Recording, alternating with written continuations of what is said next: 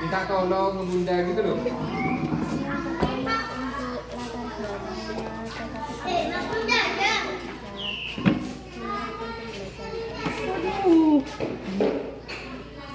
Kok tega Kak dari menerapkan tema alam? Ya karena memang pendekatannya sih lebih ke alam. Nah, awalnya kan memang dari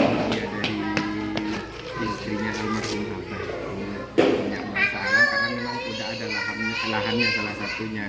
Dan juga untuk pengembangan ini juga Kak, apa namanya, kan kita di situ nanam ya kayak sayur terus buah-buahan gitu kan, itu juga nanti untuk ini apa namanya warga-warga sekitar, lebih tepatnya ke situ. Dan juga anak-anak itu supaya tidak bosan di dalam terus. Juga untuk media pembelajaran juga kan, kadang anak-anak itu kan nggak melulu belajar di dalam, juga di luar, seperti nanam apa waktu itu nanam apa sawi terus cabai besar, habis itu kalau sudah besar dipanen anak-anak juga nanti yang nanam seperti itu.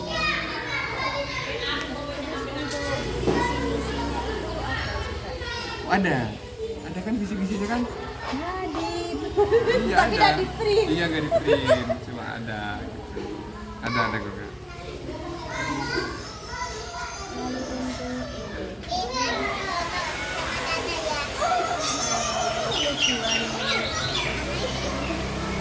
Bagaimana pandangan sampean tentang peran alam sebagai sumber daya? Kalau menurut saya itu sangat penting ya, soalnya apa, dari sini kan anak-anak bisa belajar apa kayak macam-macam hewan, macam-macam sayuran seperti itu. Jadi tidak tidak perlu kita bawa gambar tapi langsung ke prakteknya seperti itu. Lebih tepatnya lagi sih kan ini generasi Z ya. Nah, anak-anak itu untuk ke alam itu agak susah juga, kadang ada yang tertutur gitu kan. Makanya kita pelajari di sekolah alam ini.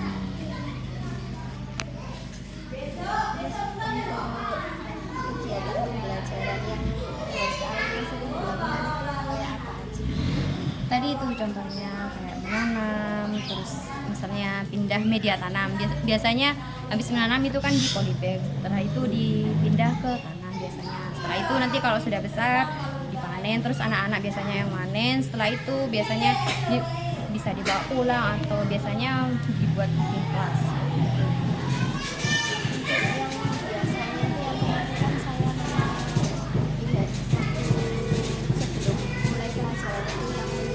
Oh ya, itu namanya pagi bersyukur. Nyiram tanaman, kadang juga ngasih makan hewan, kayak ngasih makan ikan, ngasih makan kambing seperti itu. Kalau menyiramnya iya, kalau ada hujan sih. Kalau ngasih makannya itu jarang sekarang.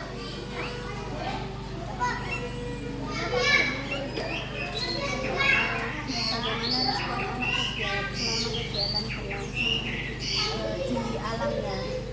Apa ada perbedaan dari pembelajaran di dalam ruangan? Tentu beda ya. Kalau di luar kayaknya anak-anak tuh lebih seneng kayaknya. Soalnya kalau di dalam tuh kan pastinya nulis, nggak berhitung, mesti juga bosen kan. Kalau di luar kan bisa mereka tuh mengeksplor yang di luar sini. Gitu. Jadinya mereka tuh lebih seneng kalau diajak belajar di luar. Lalu bagaimana cara memberikan stimulus atau eksplorasi kepada anak-anak saat kegiatan di alam?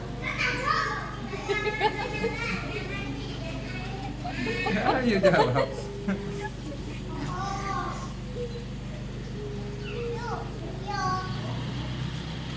Ayo dijawab pun.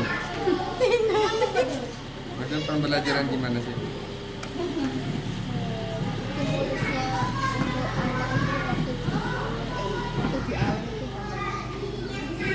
itu buat perkembangannya. Ya mungkin gini, kayak misalnya apa tuh yang menempel itu namanya? Kolase. Kolase. Misalnya kolase ya Kak ya. Itu kita tuh biasanya menyuruh anak-anak entah itu pohon jambu gitu ya. Ambil dong daun jambu gitu. Ya kadang masih ada yang salah, kadang ada yang ngambil pohon apukat gitu kan, daun apukat gitu. Tapi yang udah ngerti itu langsung ngambil ke daunnya. Jadi kita secara nggak langsung mengenalkan anak itu, oh ini loh, pohon jambu memiliki daun seperti ini, terus pohon alpukat seperti ini gitu. Jadi apa ya, bisa lebih jelas di luar lah pokoknya. Lalu bagaimana cara mengelola kelas saat kegiatan berlangsung di luar ruangan? Ya, saling support karena memang dengan banyaknya anak segitu ya, kadang kalau diajak keliling itu banyak yang loncat-loncat sendiri lah, Ada yang lari lah, yang nggak ikut barisan. meskipun disuruh baris awal-awal entah 15 menit ke depan udah hancur tuh barisan. Jadi ya ini secara ini aja berorganisasi secara kelompok. Tantangannya itu apa aja kalau menerapkan pembelajaran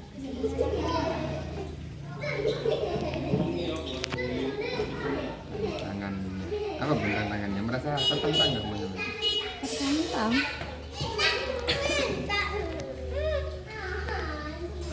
Tantangannya lebih ke apa pun? Cek tunggu. Saya mikir kata-kata. Iya, takut keliru. Memiliki tantangan sendiri-sendiri ya bun ya. Kalau di kelas tantangannya anak-anak bosen. Anak-anak bosan kalau di Kalau di dalam. luar ya tantangannya anak Kadang kurang fokus kalau anak-anak di luar itu ada aja yang apa ya? Melamun. Yang ada aja yang mengalihkan perhatian seperti itu. entah suara kambing, entah pesawat kadang. Ya mungkin ini kurang fokusan anak-anak aja. Tapi kalau disuruh fokus, misalnya bermain gitu ya, ya anak-anak langsung fokus. Tapi kadang dengan suara-suara yang mengganggu, ada pembangunan ya kak ya, kadang terganggu juga. Terus suara-suara orang lewat, kadang juga oh, siapa anak-anak itu langsung bertanya-tanya gitu. Mungkin itu.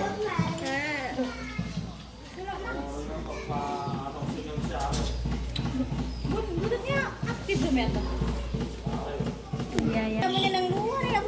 apakah di sini tuh ada pelatihan khusus untuk guru untuk menerapkan pembelajaran berbasis alam? Untuk sementara sih nggak ada. Jadi kita itu kan masih baru juga ya kak, masih baru. Tiba-tiba jadi negeri ya nih. Sik dulu kok. Maaf. Terus tiba-tiba kan jadi negeri ya. Jadi ya mungkin kesalahannya di situ juga. Tapi kita itu bekerja sama dengan mahasiswa pertanian juga. Jadi mereka yang nanam, mereka yang mengajarkan stimulasi untuk anak untuk bertanam juga gitu. Jadi ya lebih ke kerjasama aja di mahasiswa pertanian itu. Ada Mas Alan itu kita ya, pembimbingnya ya kak ya. Nah Mas Alan itu pembimbingnya. Kalau untuk pelatihan untuk guru, plek itu nggak ada. Kalau untuk pelatihan itu.